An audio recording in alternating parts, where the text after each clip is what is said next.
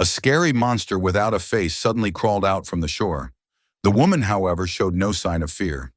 She looked at the time just right. She raised her crossbow and aimed at a target that was out of sight. As the monster came closer, she pulled the trigger and hit the creature right between the eyes.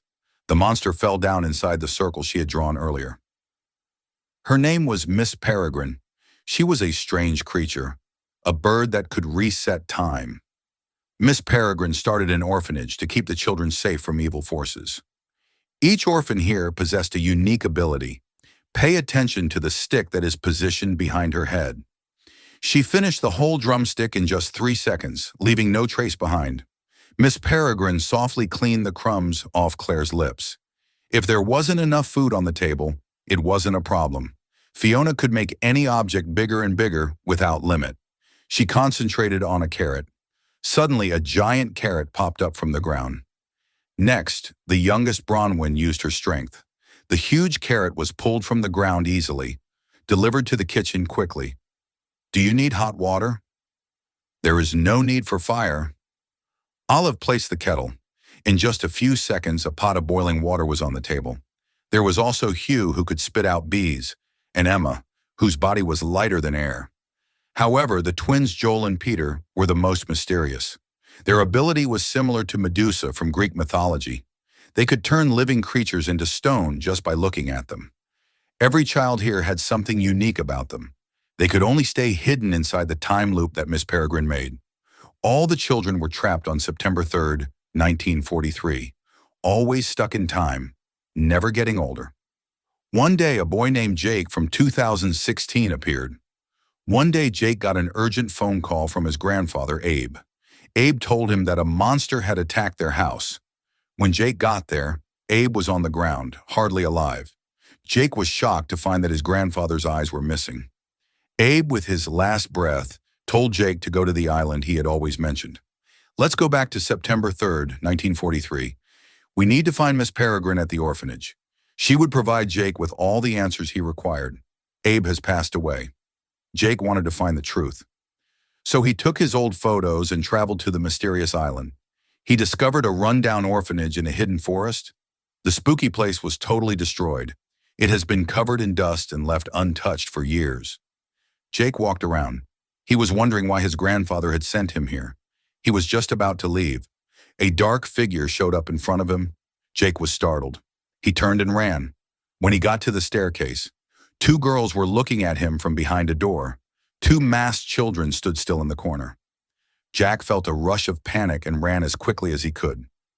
I tripped over a rock and fell. When Jake woke up, a group of strange children was looking at him.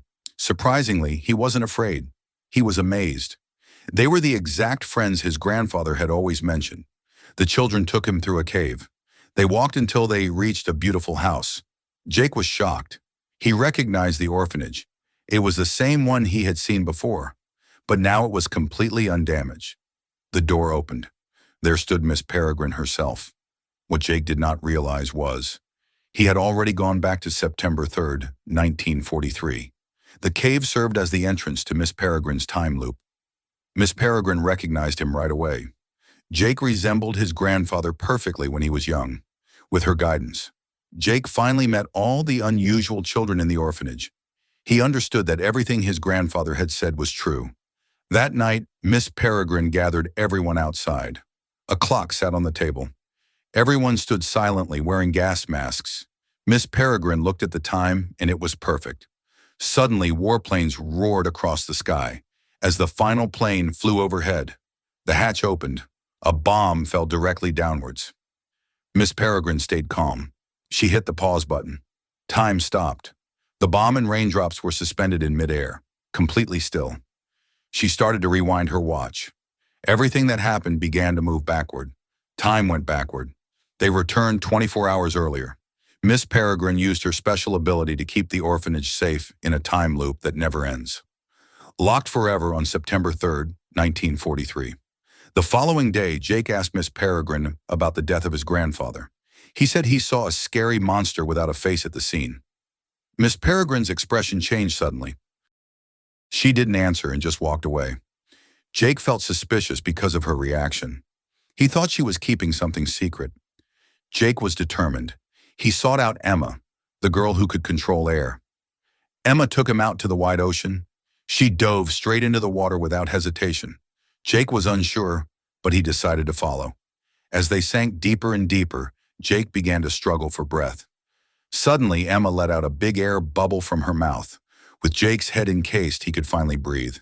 They soon arrived at a sunken ship. Skeletons were scattered across the floor.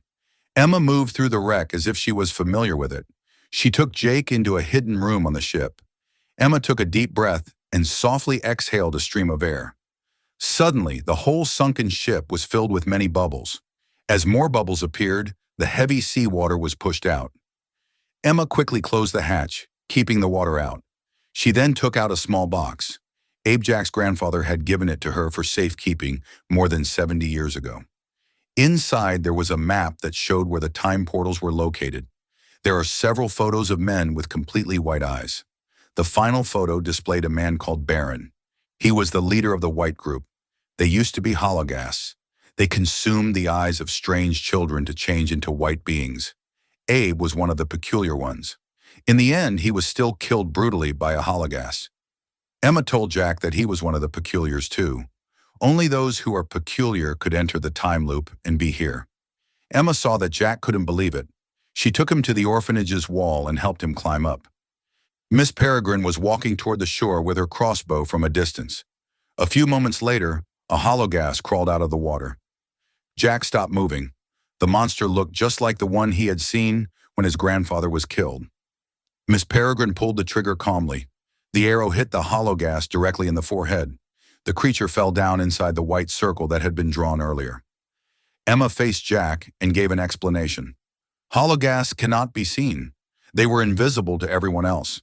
Jack had inherited a strange trait from his grandfather.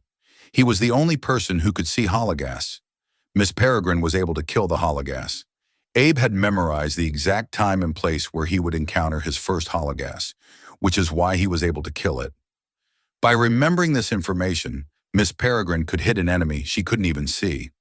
Once Miss Peregrine saw that Jack had found his purpose, she decided to share everything with him. Years ago, a group of former peculiars, led by Baron, tried an experiment to achieve immortality. They caught a bird that can reset time and put it in a cage. Then they made peculiars wear masks that were linked to the bird. However, something went very wrong. Smoke began to rise from their bodies. Their muscles moved in quick, jerky motions. Then their bodies changed. Their faces turned into something monstrous. Their mouths developed sharp fangs. In an instant, they all changed into faceless, invisible holograms. Later, these hologas discovered that the only way to return to human form was by eating the eyes of other peculiars. They used their invisibility to hunt and kill many peculiars. Miss Peregrine created a time loop on this hidden island to protect the peculiar children. At that moment, Olive hurried in with an important message. A person had come. Miss Avocet was someone who could also change into a bird. Hologas had discovered her time loop. All the peculiars she was responsible for had been wiped out. Miss Peregrine understood that the island was no longer a safe place. She quickly chose to guide everyone away. Emma asked Jack to join them. Jack couldn't simply leave his parents behind. He walked through the time portal and came back to the present day. However, shortly after, a terrible murder occurred on the island. An old man was killed. He had no eyes. Jack felt his heart racing with fear. He realized that a hologas had tracked him to the island. He quickly ran back through the time portal to warn Miss Peregrine. Before he could enter, a strange man started chasing him. To Jack's shock, it was Baron, the leader of the Whites. He was looking for the way into the time loop. Baron took Jack hostage and brought him to the orphanage. At this point, Baron didn't need to eat eyes anymore to remain human. He never stopped trying to achieve true immortality by using the power of time birds. Miss Peregrine knew that the hologas would soon attack the orphanage. Jack was the only one who could see them. He led the others in battle. She offered herself in exchange for Jack. She changed into her bird form and flew into Baron's cage.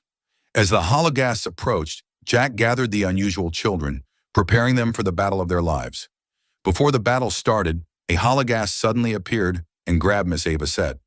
Before anyone could react, the hologas consumed her eyes, killing her instantly.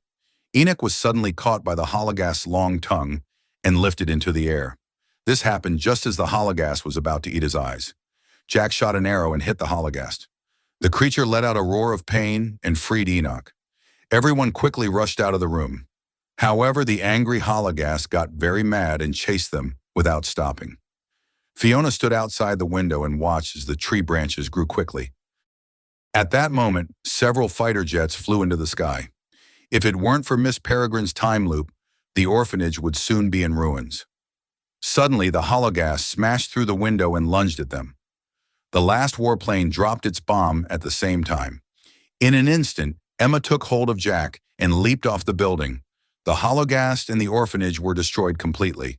At the same time, Miss Peregrine's time loop was broken.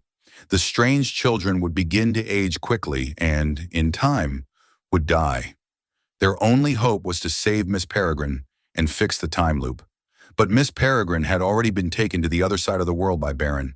They needed to cross the ocean quickly to save her. Emma guided everyone to the sunken ship.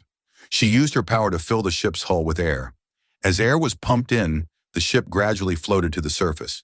Finally, all the seawater inside was drained out. Olive started the ship's engine, and just like that, they solved the problem of crossing the sea. Jack used the map that his grandfather had left to find the closest time loop. They followed the map and soon reached their destination, which was inside an abandoned amusement park. Jack and Emma saw Baron and a few hologasts. Emma quickly provoked Baron to draw the hologasts out. The creatures chased after her, just as expected. The strange children, already in place, began throwing snowballs at the hologasts, waiting for them to gradually become visible. Emma then blew colorful gel onto their bodies. A group of skeleton soldiers suddenly appeared. It was Enoch who had revived the crew of the sunken ship. A strong fight started. The hologasts were powerful, but they could not stand against the huge number of skeleton soldiers. They were eliminated one by one. The last hologast attempted to escape, but Bronwyn used a carousel horse to impale it, causing it to crash into the sea. Now that the hologasts were defeated, only Baron and his two henchmen were left. Hugh opened his mouth and let out a swarm of bees. This was the start of the first attack. However, Baron's men were strong as well. One of them changed back into her real form and jumped onto the platform. Before she could react, Claire suddenly used the mouth on the back of her head to bite down on her. The twins quickly took off their masks, showing their fierce looks. Suddenly, the enemy became a lifeless stone statue and broke apart when it hit the ground. Fiona tossed a handful of beans at the other henchman. In just a few seconds, the beans transformed into huge vines that wrapped around him tightly. On the other side, Emma made a strong gust of wind that pushed Baron against the wall. Jack hurried into the lab and released the time birds from their cage. But soon Emma's strength faded and the Baron broke free. He broke open the lab doors. However, by that time, all the time birds had already gotten away. Baron was furious. He charged at Jack, prepared to kill him. At that moment, Emma and Enoch came into the room. However, something was not right. There were two identical Jacks standing in front of them. No one could tell who was genuine and who was not. A hologast suddenly appeared in the room. It was the one that fell into the sea. It turns out it hadn't died after all. To everyone's surprise, the hologast walked directly toward the fake Jack. It didn't realize that Baron had changed into Jack. Since Baron couldn't see the hologast before he could react, the hologast grabbed him and ripped out his eyes. Then it happily consumed them. Jack quickly shot an arrow. It struck the hologast in the heart. The creature fell to the ground and was finally dead. The crisis was finally over. The last farewell. Everyone was set to get on the ship and go back to 1943. Jack and Emma stood together and said their goodbyes, even though they didn't want to. Finally, Jack stepped through the time loop and went back to his own world. However, since Baron and the hologasts were gone, the modern world changed. In this timeline, Jack's grandfather, Abe, was never hunted by hologasts. Jack explained to Abe everything that had happened. Abe smiled and said, "Follow your own path and never live with regrets." Jack finally understood. Without hesitation, he stepped through the time loop again and found Emma just before she set sail.